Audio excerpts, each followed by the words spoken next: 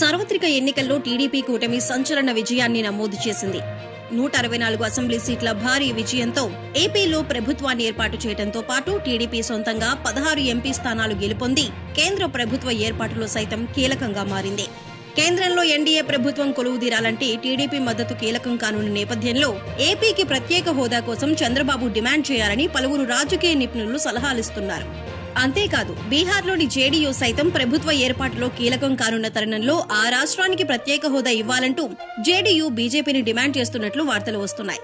మరి ఏపీకి ప్రత్యేక హోదా కోసం చంద్రబాబు కూడా డిమాండ్ చేస్తారా? వేచి చూడాలి. ఎన్డీఏ ప్రభుత్వ ఏర్పాటులో జేడీయూ మాదిరిగానే తాను కూడా కీలకమని గుర్తెరిగి ప్రత్యేక హోదా కోసం టీడీపీ డిమాండ్ చేస్తుందా అనే ప్రశ్న ఉత్పన్నమైంది. మరీ ముఖ్యంగా ఏపీకి 15 ఏళ్ల పాటు ప్రత్యేక హోదా ఇస్తామని గతంలో రాజ్యసభ వేదికగా బీజేపీ వాగ్దానం చేసింది.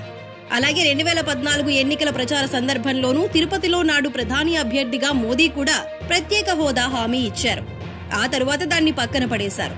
ప్రత్యేక హోదా బదులు ప్రత్యేక ప్యాకేజీ తీసుకోవటానికి నాటి ముఖ్యమంత్రి చంద్రబాబు నాయుడు అంగీకరించారు. కానీ ఏపీకి ప్రత్యేక హోదా డిమాండ్ మాత్రం సజీవంగా ఉంది.